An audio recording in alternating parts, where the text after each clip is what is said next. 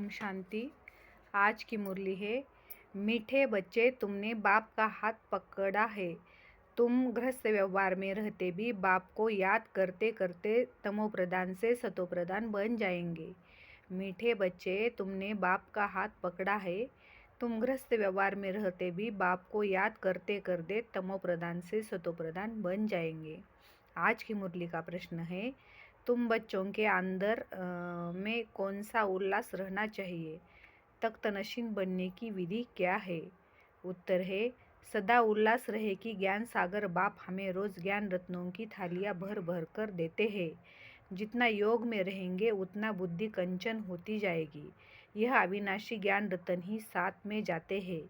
तख्तनशीन बनना है तो मात पिता को पूरा पूरा फॉलो करो, उनकी श्रीमत अनुसार चलो, औरों को भी आप समान बनाओ। ओम शांति। धारणा के लिए मुख्य सार है। पहला पॉइंट है, जो देह सहित विचित्र है, जो देह रहित विचित्र है, उस बाप से मोहब्बत रखनी है। किसी देहधारी के नाम रूप में बुद्धि नहीं फंसानी है। माया का थप्पड़ न लगे, यह संभाल करनी है। जो देह रहित विचित्र है, उस बाप से मोहब्बत रखनी है। किसी देहधारी में नाम रूप में बुद्धि नहीं फंसनी है। माया का थप्पड़ न लगे, यह संभाल करनी है।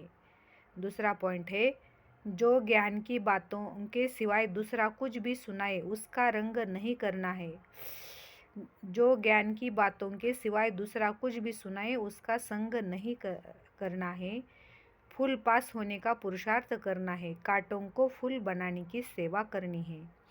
आज मुरली का वरदान है, एक बाप दूसरा न कोई, इस स्मृति से बंधन मुक्त योग मुक्त भव। एक बाप दूसरा न कोई, इस स्मृति से बंधन मुक्त योग युक्त भव। आप घर जाने का समय है, इसलिए बंधन मुक्त और योग मुक्त बनो। बंधन मुक्त अर्थात लूज ड्रेस टाइट नहीं। अंडर मिला और सेकंड में गया, ऐसे बंधन मुक्त। ऑर्डर मिला और सेकंड में गया, ऐसे बंधन मुक्त योग युक्त स्थिति का वरदान प्राप्त करने के लिए सदा यह वायदा स्मृति में रहे कि एक बाप दूसरा न कोई। क्योंकि घर जाने के लिए व सतयुगी राज्य में आने के लिए इस पुराने शरीर को छोड़ना पड़ेगा। तो चेक करो, ऐसे यह रेडी बने है या अभी तक कुछ रस्सियां बंधी हुई है। यह पुराना चोला टाइट हो तो नहीं है। आज की मुरली का स्लोगन है, व्यर्थ संकल्प रूपी एक्स्ट्रा भोजन नहीं करो तो मोटेपन की बीमारियां से बच जाएंगे। व्यर्थ संकल्प रूपी एक्स्ट्रा भोजन नहीं करो तो मोटेपन की बीमारियों से बच जाएंगे। अव्यक्त इशारे है, सत्यता और सभ्यता रूपी कल्चर को अपनाओ। बाप को सबसे बढ़िया चीज़ लगती है सच्चाई, इसलिए भक्ति में भी कहते हैं गॉड इज ट्रूथ।